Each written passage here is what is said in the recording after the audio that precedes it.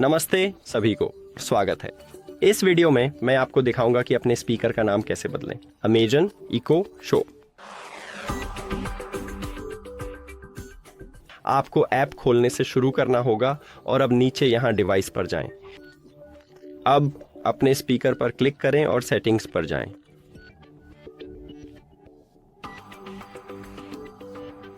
फिर नाम संपादित करने के लिए क्लिक करें और अब आपके लिए सबसे अच्छा नाम लिखें। मान लीजिए वास्तव में मैं इस टेक्स्ट को हटाना चाहता हूं और कुछ नया जोड़ना चाहता हूं, और खत्म करने के बाद डन या रिटर्न या ओके पर क्लिक करें। और हमने ये कर लिया। इस वीडियो को देखने के लिए धन्यवाद। अगर आपको यह मददगार लगा तो चैनल सब्सक्राइब करें और वीडियो लाइक करें, महत्वपूर्ण है। फिर मिलेंगे।